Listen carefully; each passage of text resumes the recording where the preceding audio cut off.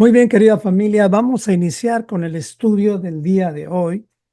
Estamos en el 20 del noveno mes y pues del 2024 y esperamos y deseamos estimularles un poquito más al estudio de las escrituras y pues les animamos especialmente en este tiempo de festividades, diríamos, una mezcla entre festividades paganas que está ocurriendo en estos fines de año normalmente de los años gregorianos.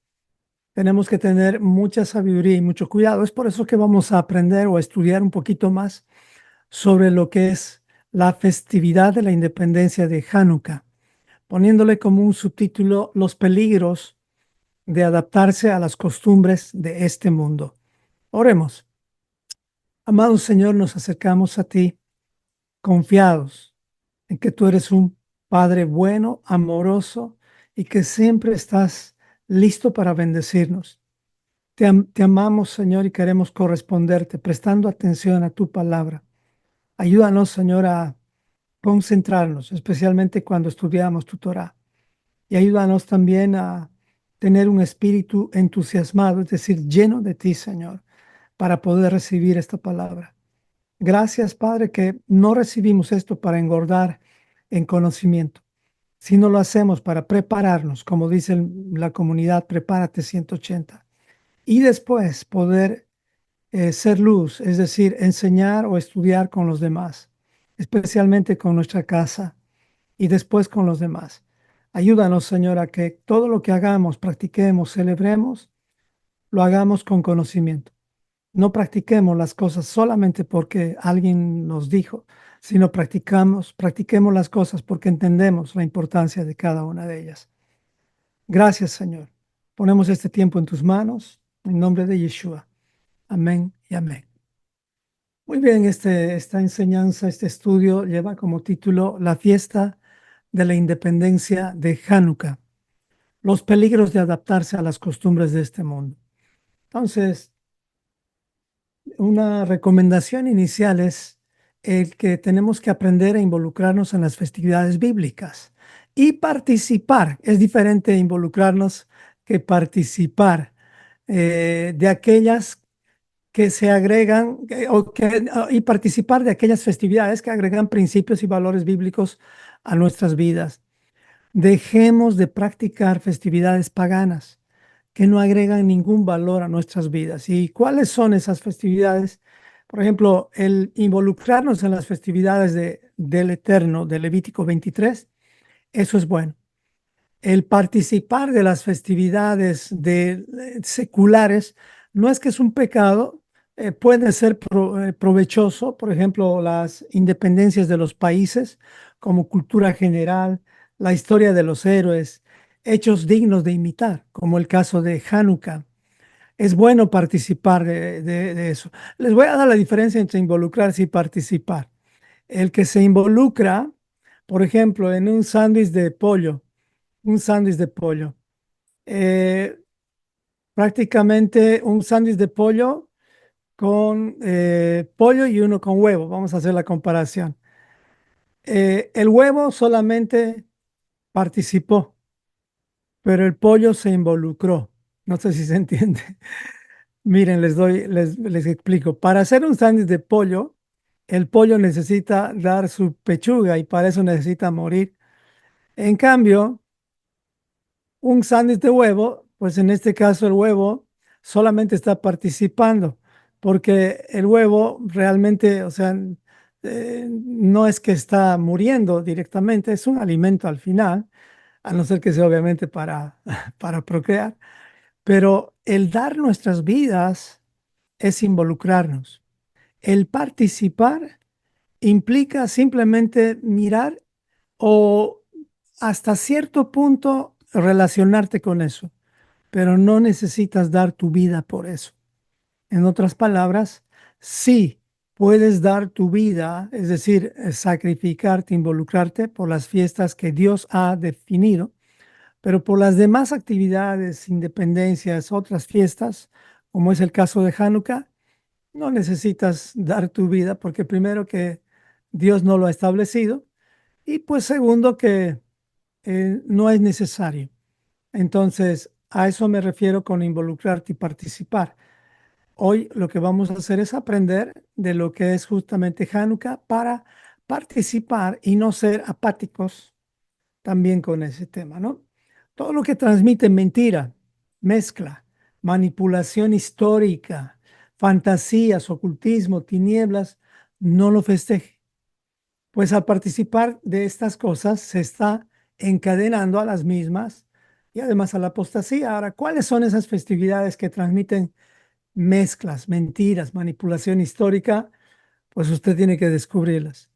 Sin ofender a nadie, ya le digo, el 25 de diciembre está viniendo una festividad que está transportando mentira, mentira, mezcla. Entonces, de eso tenemos que escapar. No tenemos que participar de ese tipo de festividades. Ahora, si usted de pronto está recién aprendiendo e insiste en participar en ello, hágalo porque mientras usted no entiende primero las cosas que Dios pide, pues no lo haga porque simplemente alguien le dice. Hágalo porque usted entiende. Ese es un principio que yo manejo mucho en mi vida, que es no practicar las cosas porque simplemente alguien me dijo. Me gusta practicar las cosas porque Dios lo dijo o la Biblia lo dice.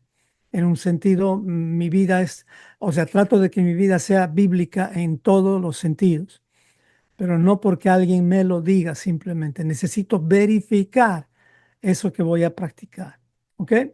Entonces, eso como anticipo de la enseñanza. También es necesario ver el contexto de lo que vamos a estudiar. En este caso, vamos a ver el contexto para entender mejor la festividad judía de Hanukkah. Si se fija, aquí puse la figura con ese mismo, voy a decir a propósito, es un padre enseñando a su hijo y los dos señalando al mismo lugar. Mire, usted como padre, tú y yo como padres, necesitamos hacer esto con nuestros hijos, mostrarles el contexto y para que el hijo entienda por qué se hacen las cosas. Es importante entender que Dios da el mensaje a los padres para que los padres repitan a sus hijos. ¿Se da cuenta del trabajo hermoso que Dios nos ha dado? Necesitamos retomar nuestra función como padres, como líderes, como pastores, porque a veces se nos olvida. Y lo bueno de las comunidades pequeñas como esta es que aquí que recordamos, no somos la única comunidad, hay muchísimas y estoy seguro que cada comunidad que estudia Torah te va a guiar justamente a que tu familia sea no solamente un punto más en tu vida, sino prácticamente sea como el centro de tu vida después de Dios. Obviamente, comenzando por tu esposa, ¿no? O tu cónyuge. Bueno, para entender entonces el contexto, me gustaría que vean este cuadro. Estamos hablando ahora sí del contexto de Hanukkah. Fíjense bien, en el momento en el cual el pueblo de Dios, Israel, se dividió, estoy mostrando aquí donde dice 930, no sé si pueden ver con la flechita, se dividió el reino, ahí deja de existir como tal Israel o las 12 tribus. Se separan 10 tribus al norte y se pierden. Esto pasó con Asiria. Es decir, al, aquí en el cuadro de abajo, es decir, en la parte inferior, quedaron solamente dos tribus. Estas dos tribus son Benjamín y Judá, además de los levitas, la mayor parte. Ellos se convirtieron en los judíos. O sea, desde aquí, desde el 930, podemos decir, existen los judíos como una nación. Entonces, en ese transcurso hubo una profecía. Los que hicieron el curso básico se van a dar cuenta de esto con facilidad. Esta profecía de Daniel 7 es muy importante porque es aquí donde se establece lo que estaba ocurriendo y lo que iba a ocurrir. La profecía, recordemos, amados hermanos, nos muestra como una luz el camino o las vivencias que vamos a vivir en ese camino. Así es que aquí Daniel estaba profetizando sobre cuatro bestias o cuatro imperios. Estos cuatro imperios son los que van a marcar la historia de la humanidad después justamente de estos acontecimientos. El primer imperio fue Babilonia, que duró 70 años aproximadamente. Nabucodonosor, él al final entendió que Dios es Dios. Los persas, que era el siguiente imperio, ellos estaban también, vamos a decir, como más abiertos a los judíos. Por esa razón les dejaron volver a su tierra. Sin embargo, vino el tercer imperio, Grecia, que este es el imperio más peligroso de, vamos a decir, de los cuatro imperios. Este imperio dejó una semilla de mezcla que después la continuó promoviendo el imperio romano hasta nuestros días. Cuando tú entiendes este contexto, no te va a sorprender nada. Ahora, te quiero mostrar dónde ingresa Hanukkah. La festividad de Hanukkah viene en este tiempo donde dice la historia es marcada por esta línea, donde viene Yeshua, y está marcada por 400 años antes de Yeshua, de un supuesto silencio. Algunos dicen 500 años. Esto marca desde Malaquías hasta Juan el Bautista. Estos 400 años supuestos de silencio es donde ocurrió lo de Hanukkah en el 167 al 160, más o menos una década de guerras que hubo, enfrentándose a un hombre que me gustaría que ya lo memorices, que este hombre no es tu amigo, es tu enemigo. Su nombre es Antíoco Epífanes. De él vamos a hablar el día de hoy un poquito. Así que estos 400 años de silencio, que lo vamos a ver adelante un poquito más, es algo que no debería de haber ocurrido en nuestra teología o en nuestros estudios, porque estos 400 años de silencio, entre comillas, que nos han instruido a los cristianos, es donde ocurren los cambios más importantes para entender estos tiempos. ¿Y por qué es que se han vuelto como un tiempo de silencio? Pues para ocultarnos las cosas fundamentales que afectan nuestra forma de pensar en estos días. Grecia ha afectado, ha influenciado en gran manera nuestras vidas. Entonces, cuando tú ves el contexto, y esto es contexto, ver la figura completa, te das cuenta que siempre hay un remanente, siempre va a haber un remanente. Es como el día de hoy, hay un remanente. Tú eres un remanente si te mantienes en la palabra del Señor todos los días. Si meditas en ella, eres un remanente, porque de verdad, hermanos, se puede ser remanente hoy, pero mañana no sabemos. Porque si no continúas en la palabra, en el camino, bueno, fuiste remanente, pero ahora ya no. Entonces necesitas todos los días cuidar el ser de esa esencia, de ese remanente que se mantiene con la lámpara encendida. Ustedes recuerdan que la menorá en el templo tenía que estar encendida 24 horas al día. Y ese era el trabajo de los sacerdotes, de los levitas. Nosotros tenemos que aprender de eso. Nosotros somos como una menorá. Nuestras vidas representan también una menorá o el templo, si tú quieres, que debe estar con la luz todos los días. Entonces, este es el contexto. En este tiempo ocurrió lo de Hanukkah. Es bueno entender esto porque a partir de Hanukkah hay un cambio en el sacerdocio o en los líderes del templo. Eso, de eso no vamos a hablar porque no nos va a dar el tiempo. Además que no es una bonita historia. Esa es una historia decepcionante de lo que es la corrupción humana, especialmente de los sacerdotes del templo. ¿Ok? Así es que este es el contexto. Vamos entonces a empezar por la base. ¿Qué es Hanukkah? Pues Hanukkah, también conocida como Fiesta de las Luces o Fiesta de las Luminarias, es una festividad judía. Recuerde bien lo que estoy diciendo, es una festividad judía de independencia que conmemora la victoria de los judíos sobre sus opresores y la rededicación del Templo de Jerusalén. La palabra Hanukkah en hebreo, esta es una palabra en hebreo, significa dedicación o inauguración. Entonces, esta rebelión fue dirigida por los macabeos, no por todos los judíos.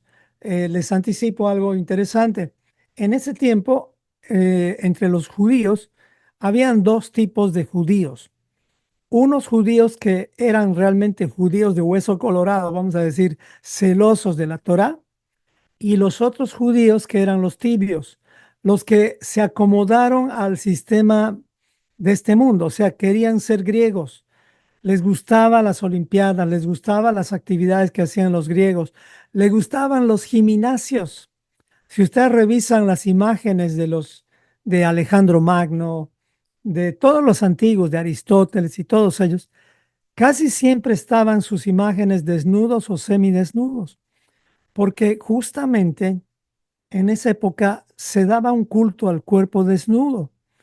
A propósito de ello, si ustedes se dan cuenta, por ejemplo, aquí alrededor de mi casa tenemos como por lo menos unos 5 gimnasios alrededor de mi casa. Estoy hablando alrededor de unas 10 millas o tal vez menos, como unos 5 o más gimnasios deportivos. Y pregunto, y me gustaría respuesta en el chat. Esto lo puedes ver en Google también si quieres. Pero ¿quién sabe el origen de la palabra gimnasio? Que esa es una palabra griega.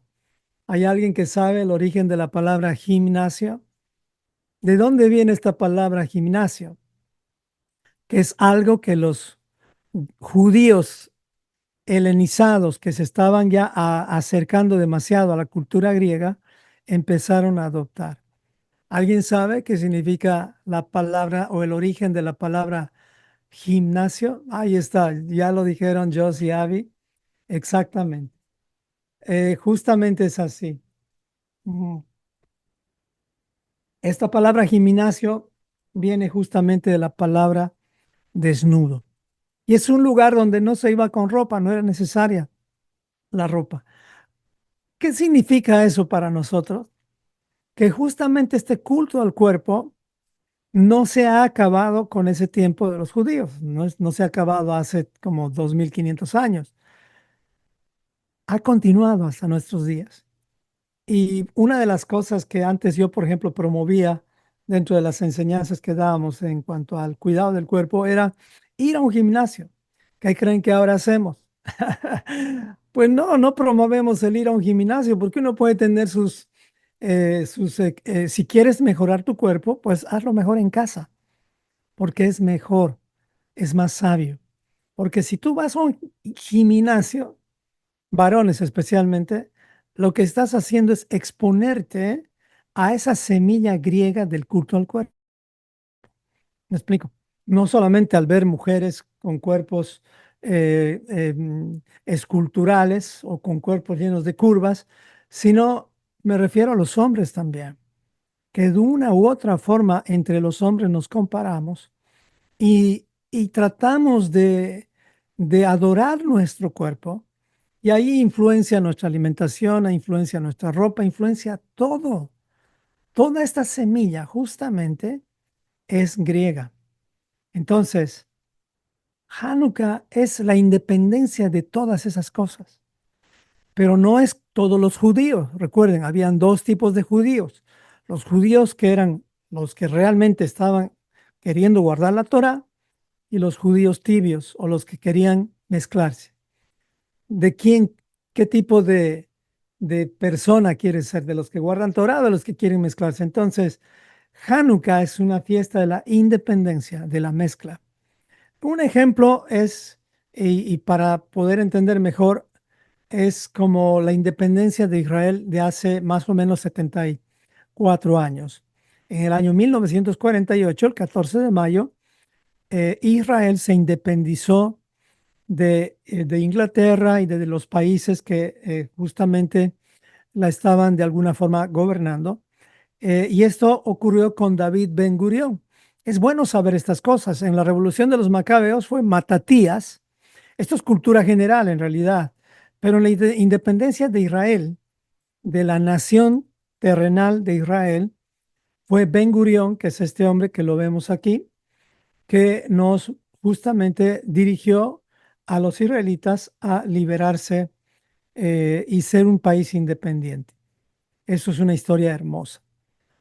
Vamos, continuando. ¿Por qué se celebra Hanukkah? ¿Por qué se celebra Hanukkah? No es que debemos celebrar nosotros, pero es como repetir lo primero, lo anterior. Es justamente conmemorar la revolución de los judíos macabeos, que duró más o menos 10 años, donde ellos recuperan su independencia de los griegos. De esta manera lograron retomar el control del templo. Ahora, fue una independencia temporal. ¿Por qué razón? Porque inmediatamente en el año 168, ¿qué es lo que ocurrió? Los romanos conquistaron a Grecia y pues obviamente vivieron bajo el gobierno de los romanos. Y pues si se fijan acá, una de las cosas que hizo rebalsar el vaso de los judíos es, fíjense en esta imagen, eh, los griegos y los judíos helenizados estaban sacrificando un cerdo en el templo de Israel, en el segundo templo. Y ahí es donde reacciona el sacerdote y pues justamente así es que como comienza la guerra entre los macabeos judíos y los griegos, especialmente el ejército de Antíoco Epífanes, que era el cuarto general después de Alejandro Magno. Muy bien. ¿Cuándo se celebra Hanukkah? Se celebra cada 25 del noveno mes, o sea, del mes de Kislev. Dura 8 días y pues va a variar según el calendario occidental. Este año, 2024, la fiesta de Hanukkah inicia el miércoles 25 de diciembre y durará 8 días hasta el atardecer del jueves 2 de enero del 2025. Entonces, para que tomemos en cuenta y especialmente no seamos ignorantes de estas actividades, porque uno de los peligros, no solamente por caer en la ignorancia, es que sin darnos cuenta, a veces nos judaizamos. Justamente Hanukkah, si tú lo celebras sin entendimiento, pues sin darte cuenta te estás judaizando, porque esto es una práctica judía. No, no queremos judaizarnos, pero sí queremos ser como respetuosos de las prácticas de nuestros hermanos mayores, los judíos, respetando. No tenemos por qué juzgar si celebran o no celebran, no es nuestro trabajo el juzgar, pero sí nosotros como creyentes de Yeshua deberíamos especialmente conocer algunas de las actividades de los judíos, pero no para practicar, sino para tener conocimiento. Y un día, si el Señor te permite hablar con un judío, pues tú también es decir, que tú no estés en la ignorancia, ¿no? A propósito de ello, cuando viajamos a Israel con mi esposa, nos sirvió muchísimo el estudiar un poquito lo que es el contexto judío para hablar así con ellos con más confianza, con más libertad. Eso nos ayudó bastante. ¿Por qué la mayoría de los cristianos conocen más sobre la Navidad que la festividad de Hanukkah? ¿Qué creen? ¿Qué es lo que ha ocurrido? ¿Por qué la mayoría de los cristianos no conocen Hanukkah, pero sí conocen mucho sobre la Navidad? Pues hay muchas razones. Y aquí les doy la pista. Ese silencio teórico que han proclamado los institutos teológicos es lo que nos hace pensar que no deberíamos de investigar lo que ocurrió entre Malaquías y Juan el Bautista. Y eso es algo que nos han enseñado a los pastores en los institutos teológicos. Es como que esos 400 años Dios cayó, es decir, no había más profecías. Y no es conveniente pensar así. ¿Por qué razón? Lo vas a ver en un momentito, pero te digo, estos 400 años de silencio ha hecho que el pueblo cristiano sea más ignorante de lo que realmente debería ser. Es muy triste cómo han manipulado justamente, especialmente estos 400 años, que le llaman época intertestamentaria en los institutos teológicos, de lo cual tenemos que liberarnos también porque esta mezcla, esta mala información está metida en nuestras vidas. Y aquí mismo la pregunta básica es, ¿realmente Dios se mantuvo en silencio durante 400 años entre Malaquías y Juan el Bautista? ¿Será que Dios ha dejado de hablar con su pueblo? Eso es algo que tendríamos que ponerlo en análisis bíblico. ¿Cuándo es que Dios calla? ¿Cuándo es que Dios, y especialmente 400 años, 400 años de silencio de Dios? Es difícil de poder entender. Si solamente Yeshua, el Hijo de Dios, dice de todo lo que Él hizo, de todo lo que las cosas que Él ha hecho y obviamente ha dicho, si se escribieran en libros, dice, no cabrían en este mundo todos los libros o todos los hechos que Él hizo. Entonces, fíjense este cuadro que nos va a ayudar a responder mejor si realmente Dios estuvo en silencio o no. Entonces, se dice que 400 años, algunos institutos dicen 500 años, hubo un silencio profético, es decir, Dios no habló. Pero ¿qué dice la Biblia al respecto? Veamos Hechos 1 del 1 al 2. Dice lo siguiente, Dios, habiendo hablado hace mucho tiempo en muchas ocasiones y de muchas maneras a los padres por los profetas, o sea, en estos últimos días nos ha hablado por medio de su Hijo. Usted sabe que hace 2000 años comenzaron los últimos días. Ahora estamos en los últimos días, la última oportunidad. Eso quiere decir, si leemos bien el texto, en este texto Dios no está diciendo, después de haber guardado silencio por un periodo de tiempo, ahora nos habla finalmente por el Hijo. Eso no está diciendo. Aquí dice Dios ha hablado, dice a tiempo y fuera de tiempo. O sea, todo el tiempo Dios ha estado hablando. ¿Qué es lo que se vivió en estos 400 años? La palabra de Dios dicha por Daniel. Aquí está Grecia. Ahorita lo vamos a ver con más claridad. Y en estos últimos días, Yeshua está hablando a través de su último profeta y a través del pacto renovado o el Nuevo Testamento, mal llamado así. Y digo su último profeta porque el último profeta fue Juan, no el Bautista, sino Juan el discípulo, que nos dejó una de las profecías reveladoras más importantes, que es el libro de las revelaciones o el Apocalipsis. Hoy estamos viviendo eso en nuestros días. Entonces, ¿qué es lo que tenemos que hacer? Nosotros tenemos que entender que Dios no ha callado, especialmente con sus hijos, y especialmente en el tiempo de Grecia. Dice Mateo 11 al 13, porque todos los profetas y la ley profetizaron hasta Juan. Es decir, Juan representa, Juan el Bautista en este caso estaríamos hablando, pero después viene el Hijo. ¿Y qué es lo que dice del Hijo? Que nos habla hasta este tiempo. El Hijo está hablando hoy. En otras palabras, Dios no ha callado. Veamos un poquito con ojos de lupa lo que ha ocurrido en estos 400 años. Fíjese bien, en este siguiente cuadro, ¿qué es lo que ocurrió? 400 años, donde Persia todavía tenía el control, pero Grecia los derrotó. Puede estudiar la historia de Alejandro Magno, es increíble este hombre que en 10 años logró conquistar casi todo Asia. Es increíble. Grecia. En 10 años Alejandro Magno hizo eso, pero ya después, los siguientes 160 años más o menos, sus cuatro generales que se peleaban entre sí todo el tiempo, fueron conquistando y perdiendo todo lo que Alejandro Magno había conquistado. 400 años de silencio, silencio donde Grecia, el imperio más peligroso, apareció. ¿Ustedes creen que Dios estaba callado aquí? No, esta es la profecía de Daniel, que iba a venir la tercera bestia. ¿Por qué nos han dicho que Dios callaba aquí? Porque nos querían tener en la ignorancia, nos querían tener en ese silencio. Eh, Miren, 6000 años Dios no ha callado. Sí, hay un salmo que dice que cuando Dios guarda silencio, Dios calla, pero está hablando David en un sentido de que él no le escuchaba a Dios. En otras palabras, no es que Dios calla, es que tú no le quieres escuchar. Hay una gran diferencia y no es que Dios está callando. Su palabra es eterna, su palabra siempre está hablando, siempre está hablando. Es un padre, jamás un padre dejaría a sus hijos así sí lo hizo con Yeshua para demostrarnos lo que va a ocurrir en el juicio final. En el juicio final, como dicen en algunos lugares, ya no hay tu tía. O sea, Dios no va a estar contigo tratando de darte su gracia. No, ese es el momento que el Señor te va a dar su justicia.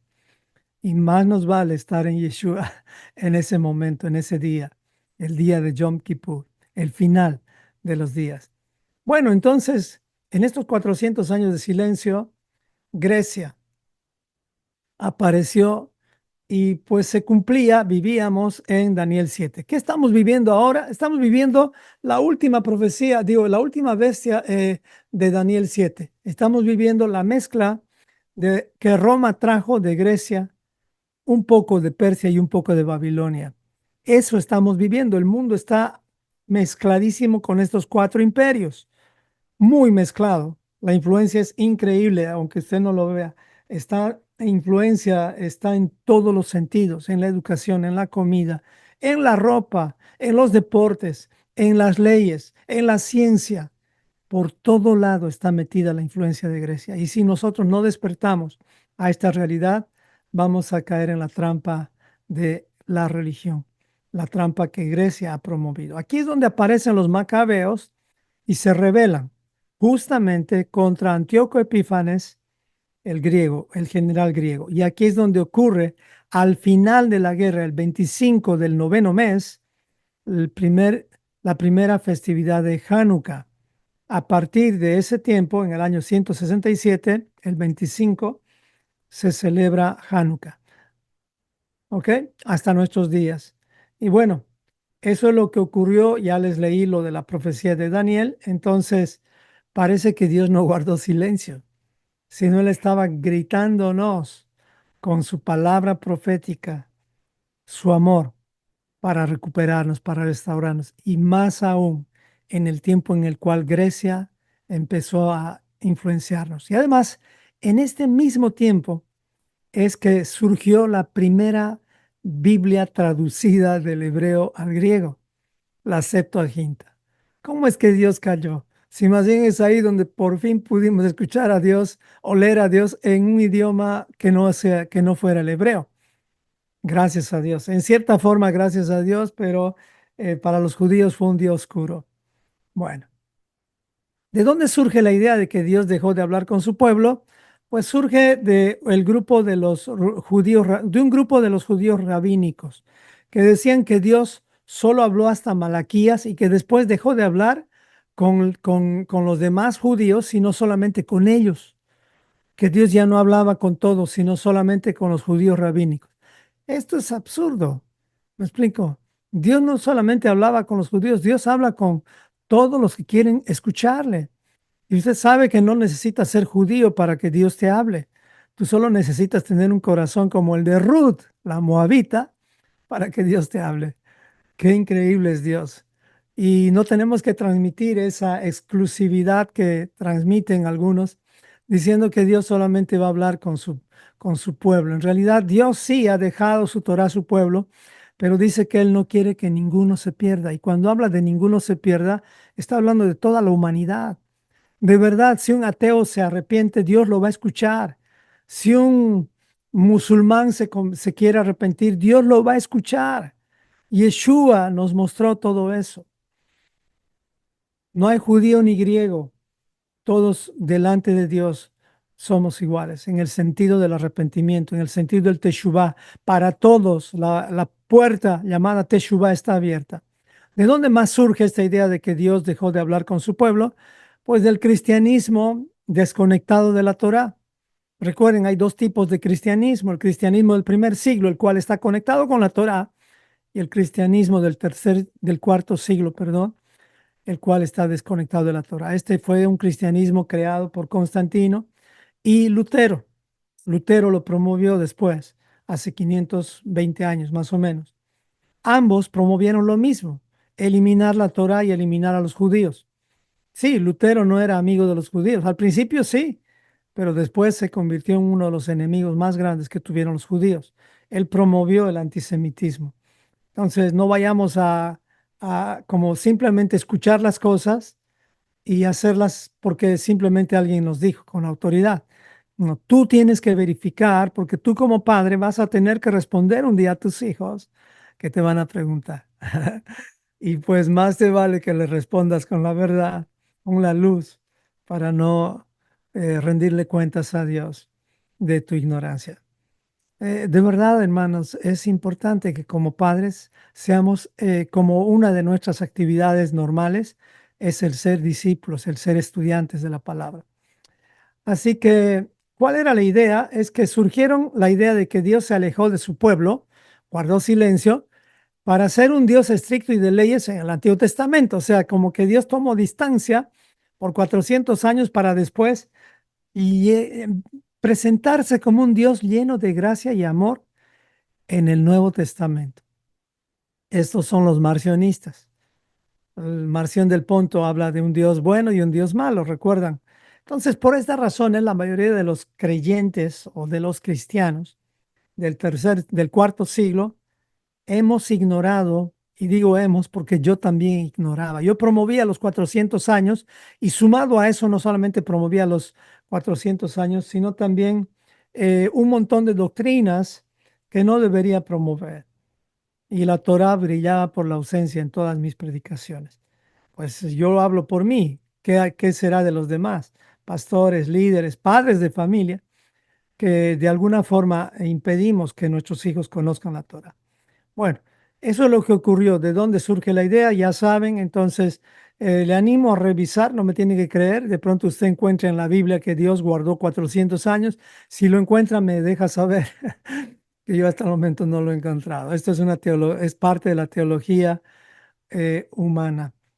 Bueno, la historia de Hanukkah en un cuadro sencillo, aquí le estoy mostrando. Si quiere saber más sobre Hanukkah, le voy a dar algunas recomendaciones. Esto lo puede encontrar en la Biblia católica, en el libro de Macabeos 1 y 2, y también en un montón de YouTubes que están saliendo. No le quiero contar la historia porque primero que me tomaría más tiempo porque ahorita quiero enfocarme en algo importante. ¿Qué es lo que Hanukkah nos deja como enseñanza principal? Entonces, para resumir la historia, simplemente decirle en contexto que esto ocurrió cuando el cuarto general de Alejandro Magno, después de varios años, tomó control del imperio, de la zona que le tocó. En esta zona, Antíoco Epífanes o Antíoco IV, Epífanes quiere decir como que Dios en manifestado. Antíoco se creía un Dios. Este hombre, que era bañado en su ego y en su propia soberbia, quería conquistar todo Egipto, toda el área que le correspondía, pero tenía un gran problema. El gran problema eran los judíos, porque Antíoco podía acomodarse a los dioses egipcios, a los dioses de todo tipo y culturas de todo tipo, porque estas culturas se acomodaban a Antíoco. Pero ¿qué creen?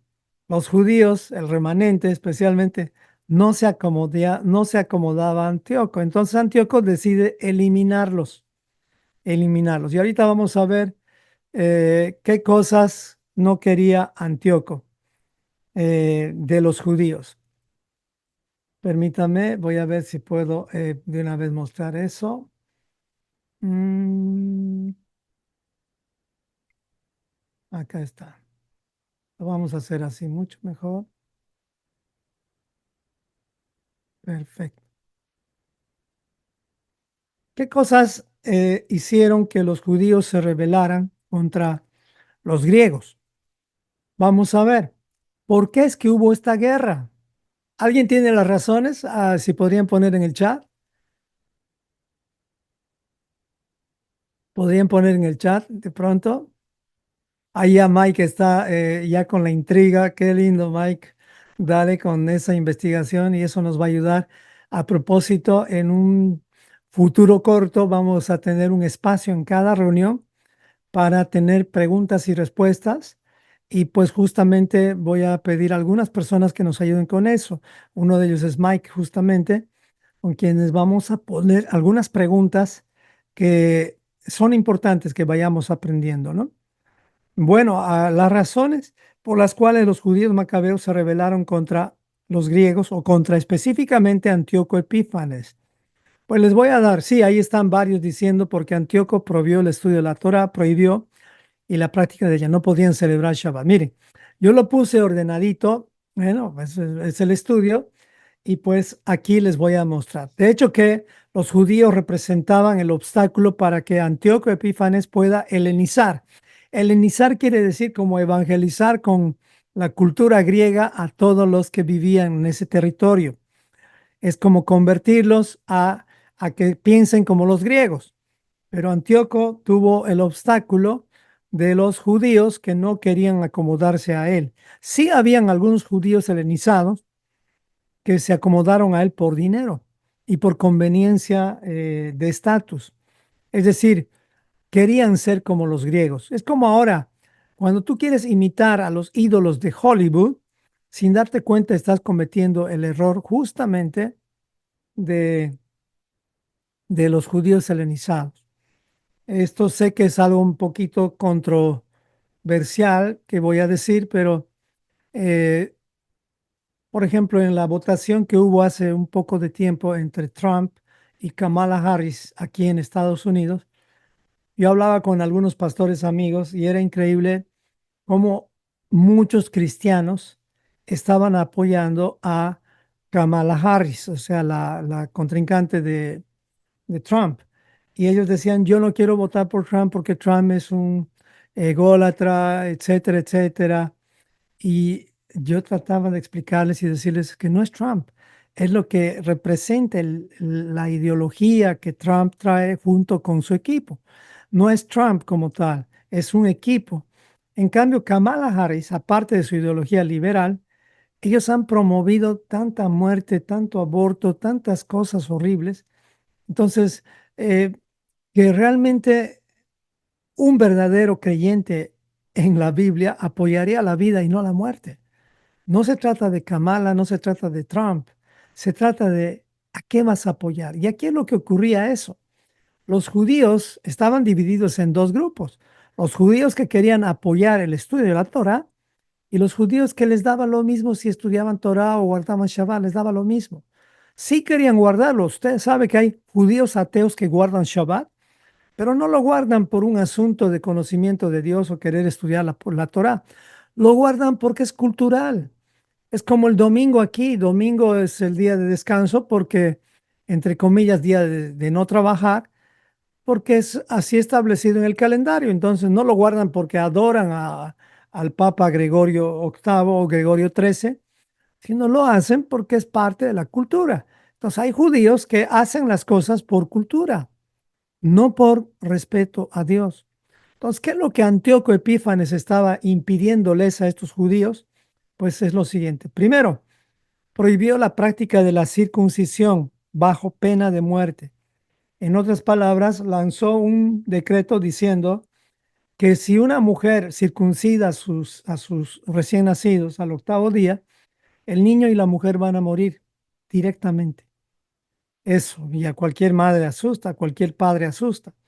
Prohibió el guardar el Shabbat semanal, o ya se está metiendo con algo que no debería meterse.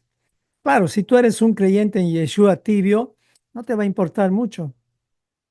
Y eso es lo que tenemos que tener cuidado. Prohibió el estudio y la práctica de la Torá. Ordenó destruir los rollos. Sí, si alguien destruía un rollo, le daba recompensa, porque sí, habían varios libros o algunos rollos en ese tiempo. También, con el fin de descubrir quiénes eran los judíos, Antíoco Epífanes empezó a obligar a los judíos a comer cerdo.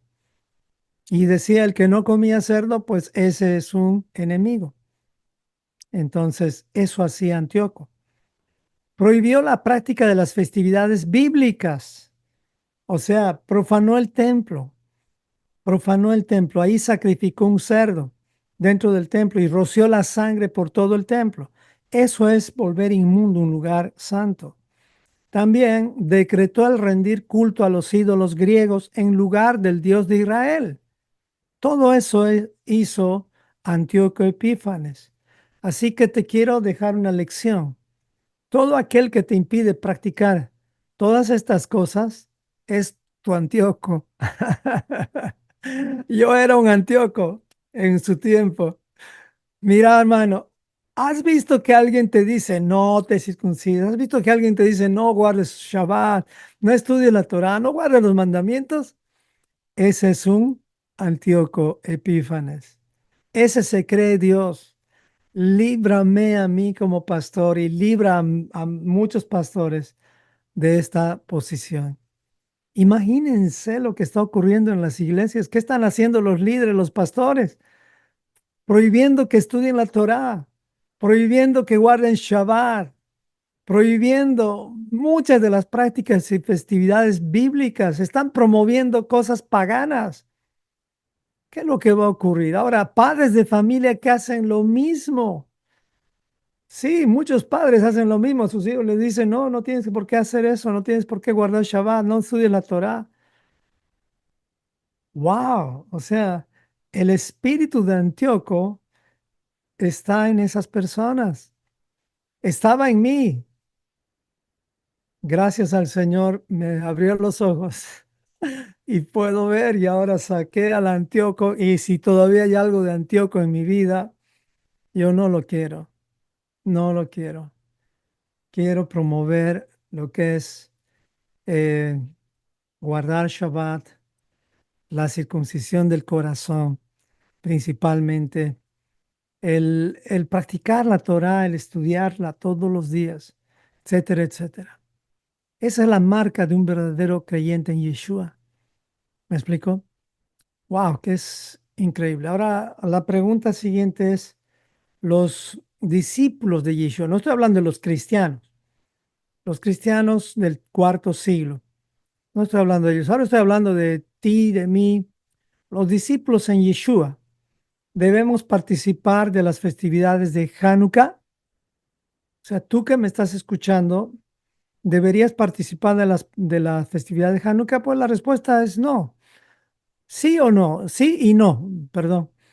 No es una festividad bíblica establecida por el Creador, o sea, no está en la Biblia. Sin embargo, es una fiesta que en parte transmite muchas verdades, historia, valores bíblicos y así que dependerá de ti, pero no es algo obligatorio, como por ejemplo Pesaj.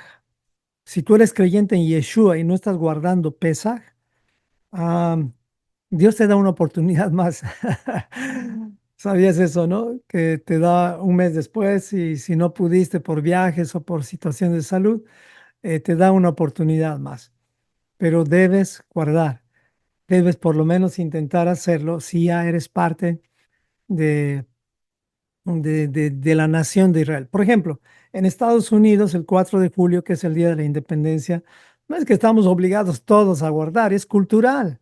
Sin embargo, los que están en el gobierno, usted sabía que hay una cierta obligación para que ellos respeten esos días, especialmente que dan honor al gobierno, dan honor al país. Entonces, lo mismo en el país llamado Israel, el Israel bíblico, pues Dios quiere que participes de estas festividades como un mandato, porque no es una sugerencia de Dios, es algo obligatorio. Sí, Dios obliga algunas veces a hacer las cosas. Tal vez no es buena la palabra obligatorio, sino nos instruye, nos educa para que nosotros participemos, digo, nos involucremos en estas festividades. Pero como discípulos de Yeshua no estamos obligados a guardar o a practicar Hanukkah.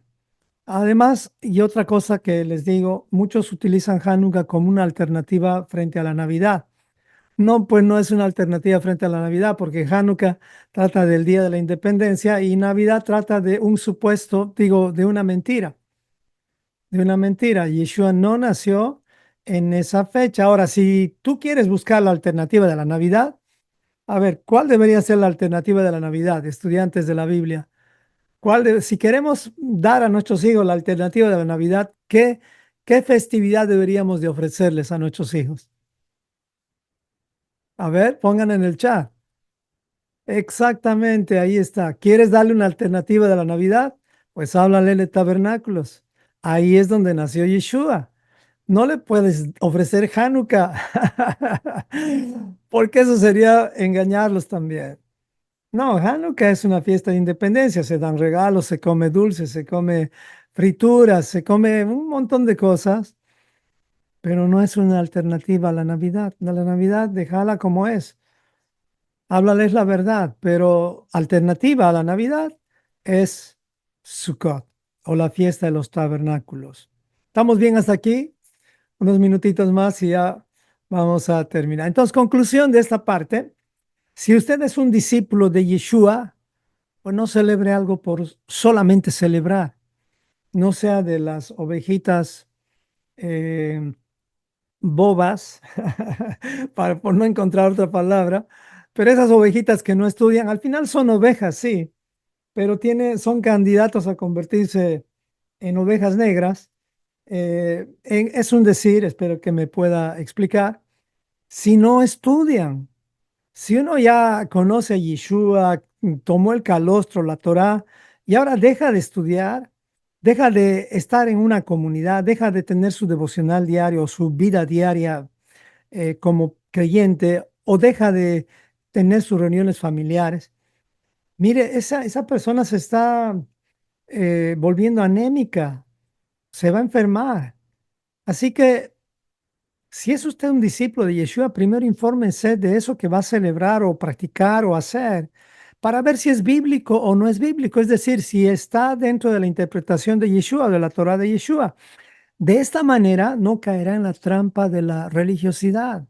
Usted sabe que para salir de la religión tenemos que entrar a un país. Y ese país se llama Israel.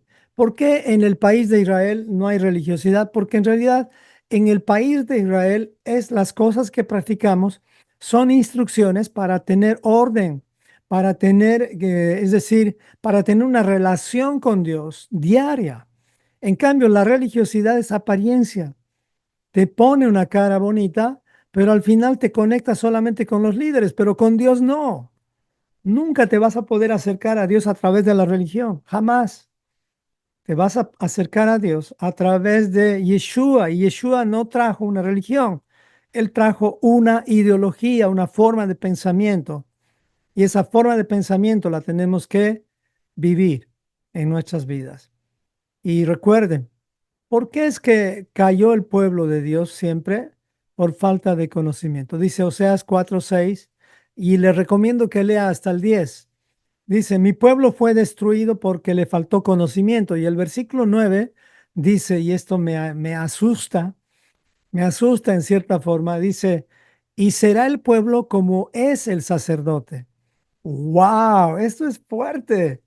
O sea, nosotros los padres de familia, los líderes, los perros ovejeros o pastores, como usted quiera llamar. O sea, estamos haciendo que las personas de una u otra forma sean como nosotros. En otras palabras, cuando Pablo dijo, sean imitadores de mí, así como yo de Yeshua, nuestra responsabilidad como padres de familia o como pastores es ser como Yeshua, para que el pueblo se va a repetir esto. O sea, uno tiene el presidente que el pueblo necesita, como dicen, no sé cuál es el dicho, a ver si lo ponen en el chat. Hay un dicho famoso ahí, no se me viene ahorita, pero que la Biblia diga y será el pueblo como es el sacerdote, digo, ay Señor, qué responsabilidad. Por eso Dios los disciplinó, por eso Dios los disciplinó, al punto de destruirlos, sí, al punto de destruirlos. Bueno, en otras palabras, los discípulos de Yeshua debemos participar en las festividades de Hanukkah, pues sí y no. Festeja si tú quieres, pero no lo hagas de forma ignorante. No lo hagas por seguir al líder, al pastor, al rabino, o por tratar de parecerte a un judío. No, hazlo porque has entendido lo que realmente es bíblico o no es bíblico. Bueno, voy a ir volando para que me alcance el tiempo. Tengo como 8 minutos más.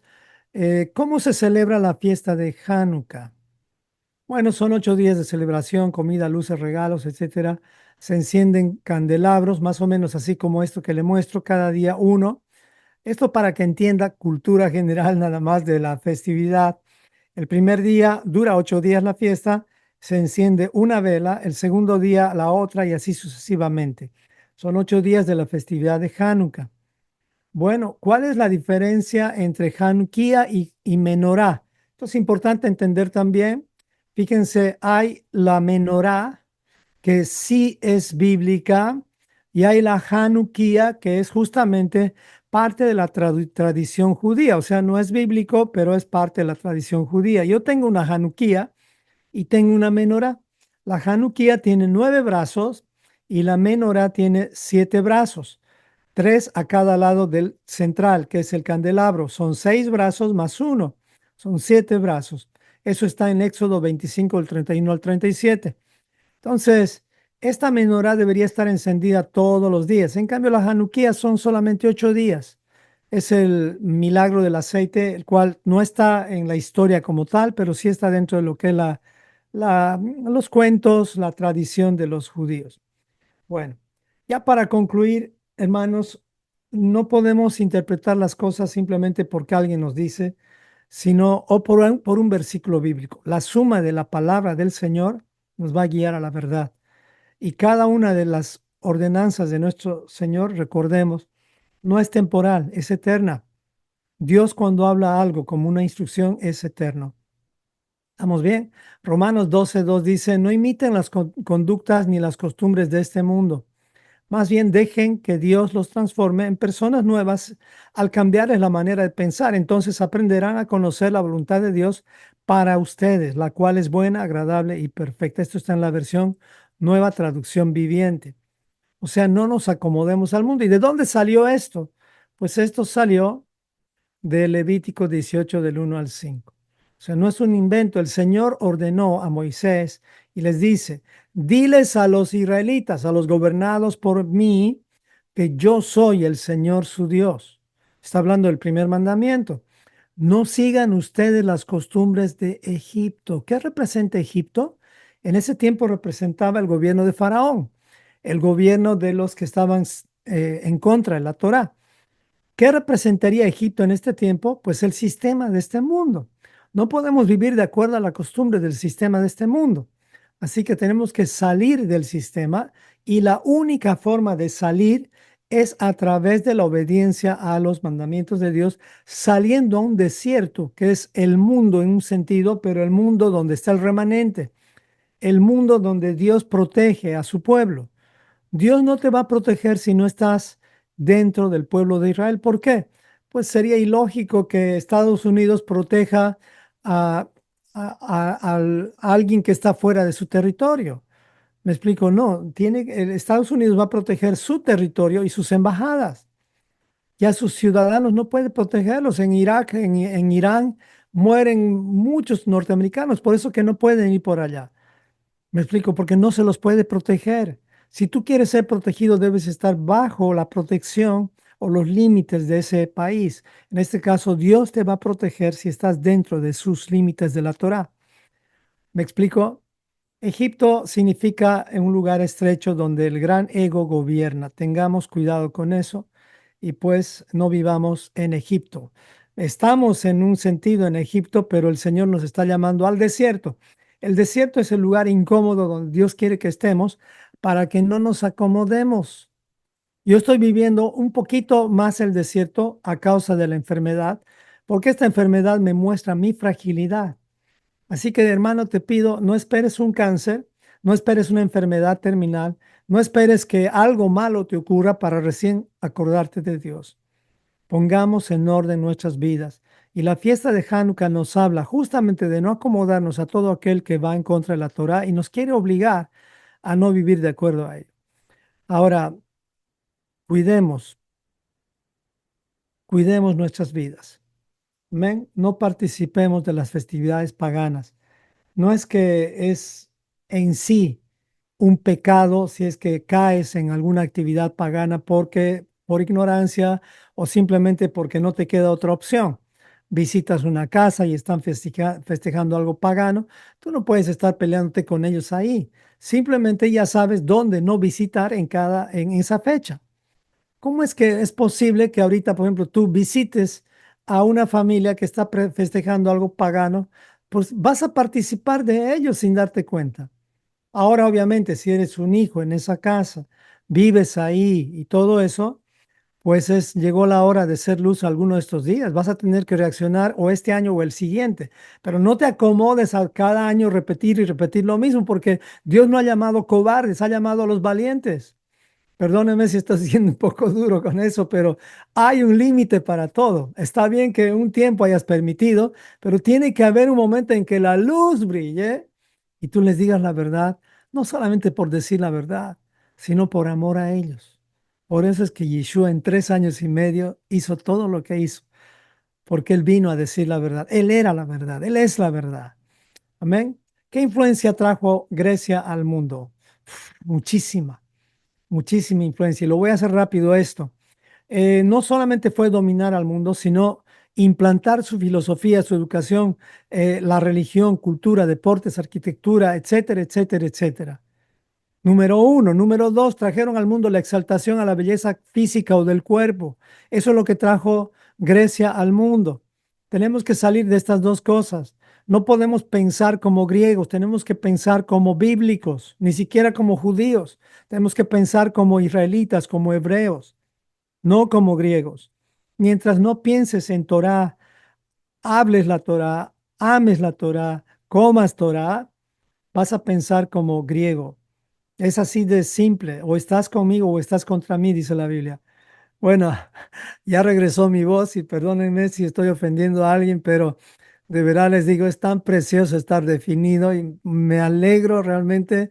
Cada día el Señor me ha llevado a esta dirección. Miren la cantidad de dioses griegos que hay. A ellos no les hacía ningún problema si los judíos decían, bueno, sí, adora a este Dios que no lo vemos, que se llama Yahweh. Primera cosa, ellos no podían adorar algo que no ven. Ellos tenían que crearle una imagen. Pues los judíos no hacían eso. Así que no vamos a crear imágenes, y hay muchas. Y fíjense, semidesnudos, los hombres especialmente desnudos, prácticamente, o semidesnudos. ¿Por qué promueven eso los dioses de Grecia?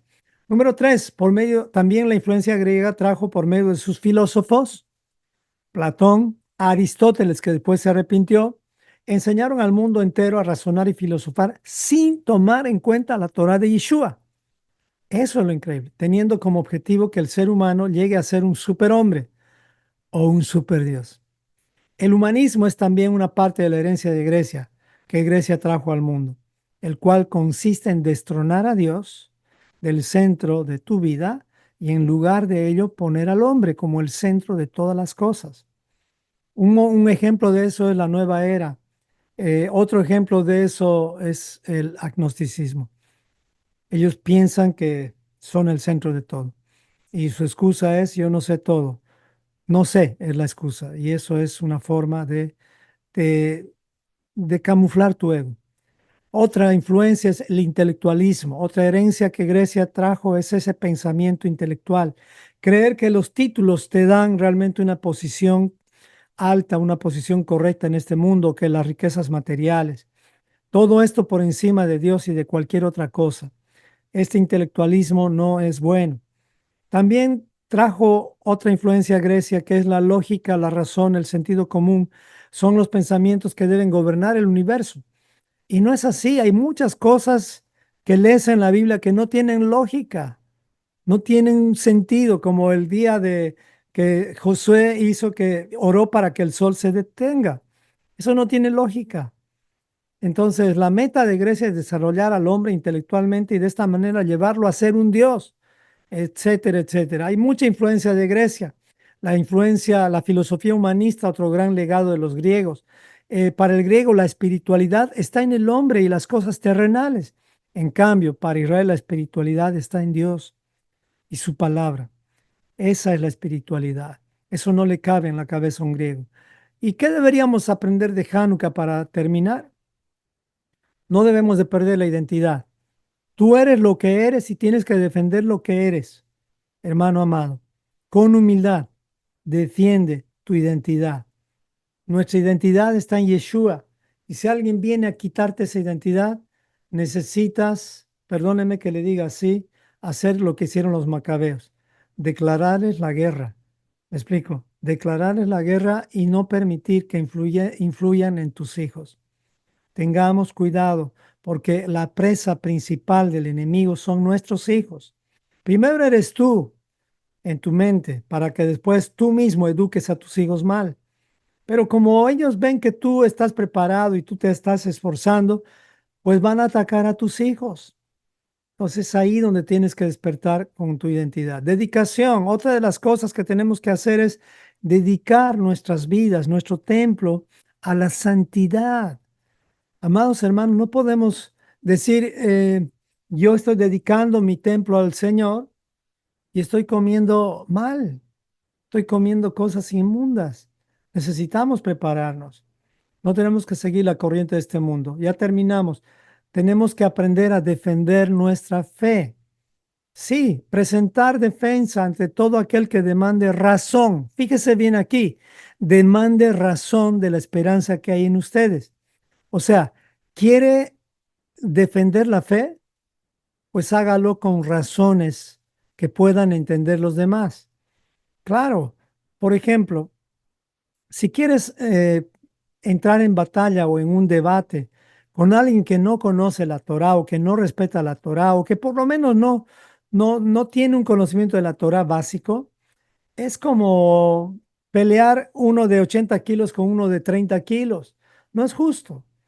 Por esa razón es que yo, por ejemplo, evito hacer debates con pastores que no han leído Génesis, Éxodo, Levítico, Números y Deuteronomio, por lo menos leído o estudiado. ¿Por qué razón? Porque hay, aunque usted no lo crea, líderes que desconocen la Torá, desconocen. Es muy triste eso. Entonces, ¿cómo hacer un debate con alguien que habla inglés y el otro habla chino? No se van a entender. Con los que no respetan la Torá o por lo menos no han leído esos libros, evita hacer debates. Más bien lo que tienes que hacer con ellos es orar por ellos, amarlos y tener paciencia. Tú estabas en la misma posición algún día. Pero ¿de qué te sirve ganar una batalla con ellos, con los que no estudian Torah o con los que no les interesa para nada la Torah o guardar los mandamientos o estudiar la Biblia? ¿De qué te sirve ganar una batalla? Los vas a alejar más, ¿no? Mejor sería construir puentes. Sí, es mejor. No helenizarnos. ¿Qué significa esto? Vamos en contra de la corriente, amados hermanos. No aprendamos el camino de las naciones. No nos amoldemos a este mundo. No vivamos mezclados. Y el último, no negocies con Grecia. Terminarás como ellos. No hemos visto a los macabeos, a Matatías, al sacerdote Matatías, que cuando vio que sacrificaron un cerdo, ¿qué es lo que hizo él? Agarró la espada y mató a ese hombre que sacrificó un cerdo. Porque en nosotros tiene que haber un punto, un límite. Tampoco puedes estar permitiendo que hagan un nido en tu cabeza los pajaritos.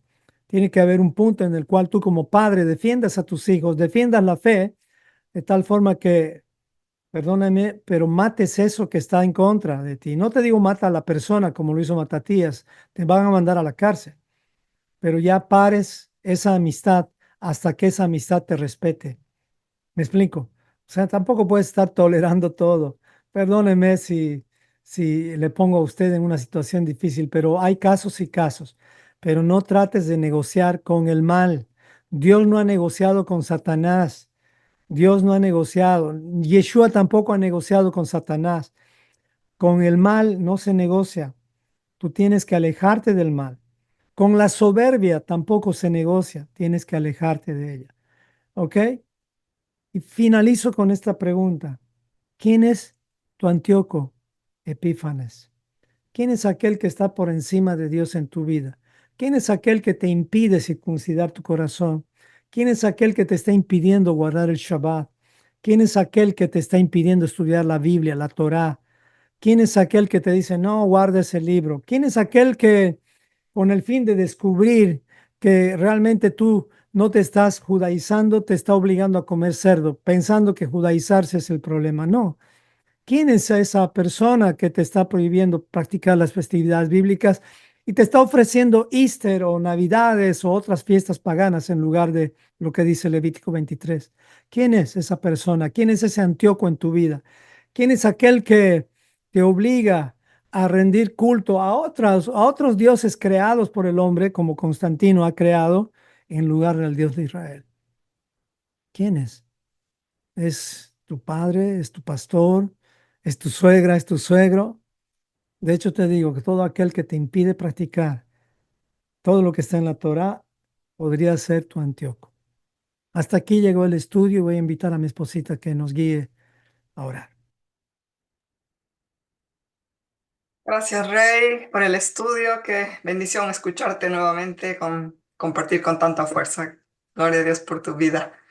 Y bueno, acerca del estudio, me gustó, me encantó el comentario que hicieron nuestros hijos, Josh, Abigail, donde decía que en Hanukkah probablemente haya sido concebido el Señor, ¿no? Porque si Sí, nació en Sukkot, si hacen las cuentas, entonces probablemente fue concebido ahí. ¿Y dónde empieza la vida? Empieza desde que el bebé ha sido concebido, ¿no? Entonces eso es hermoso también. Sin embargo, que podamos hacer pensar a las personas, sin entrar a debates o discusiones, pero hacer pensar a las personas acerca de qué es lo que creen. Y me acuerdo la historia de una niñita que estaba viendo a su mamá que cocinaba pescado y le cortaba la cabeza y la cola. ¿No? Y después la niña le preguntaba a la mamá, ¿por qué le cortas la cabeza y la cola al pescado? Y se pone a pensar y decía, no sé, mi mamá lo hacía así, pero voy a preguntarle a la abuelita. Y estaba ahí la abuelita y va y le pregunta, le dice, él hace la misma pregunta y la abuelita dice, no sé, mi mamá lo hacía así. Entonces la gran abuelita, great grandma, estaba ahí también porque era una festividad y va y le pregunta a la bisabuelita por qué le cortaban el pescado, la cabeza y la cola. Y entonces la abuelita dice, lo que pasa es que en mi casa teníamos un sartén pequeño y el pescado no entraba. Entonces por eso le cortaban la cabeza y la cola. Y todos los demás continuaban haciendo lo mismo, solamente porque veían que los otros lo hacían así. Pero es bueno ir a la raíz de por qué hacemos las cosas. Y esa es la forma de hacer pensar a las personas también. El otro día en el trabajo estábamos compartiendo con un compañero de trabajo que tiene un niño pequeño de 6 años. Y él estaba preguntando acerca de la Navidad y le digo, ¿y tu niño todavía cree en Santa Claus? Porque aquí es fuerte el concepto este de los niños hasta grandes siguen creyendo que Santa Claus es el que trae los regalos y todo. Entonces sí, le dice, y el otro día estaba como su niño preguntándose, papi, ¿realmente Santa Claus es el que trae los regalos? Estaba. Y el papá le decía, sí, le digo, cuidado, porque cuando tu hijo se entere, no te va a creer nada y descubra la verdad, él no te va a creer nada. Y muchos niños han quedado así como, ah, ya no le creo nada a mi papá, ¿no? Entonces, desde pequeñitos es bueno ir contándoles la verdad en todo y sabiendo por qué celebramos las cosas. Y esta fiesta de Hanukkah es interesante. Yo pienso que cuando el Señor estaba, Él no tuvo ningún problema con celebrar esa fiesta. Menciona porque Él no estaba volcando las mesas o algo así en esa festividad.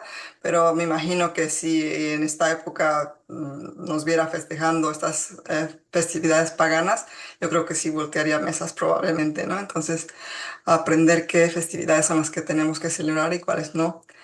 Y bueno, nos vamos a orar entonces.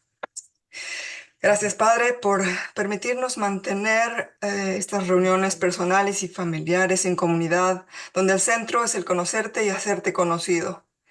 sí, Que Señor. cada uno aquí presente estemos conscientes de vivir bajo el calendario, celebrando tus fiestas, que son una muestra profética de tu primera y la segunda venida, desechando toda otra fiesta infructuosa que hay en contra de tus instrucciones. Danos el discernimiento para poder reconocerlas y transmitir la información correcta a nuestra siguiente generación, a nuestros hijos y a los hijos de nuestros hijos. Que reconozcamos a las Antíocos en nuestras vidas Mm, para no permitir su influencia en nuestras vidas y la de nuestras familias.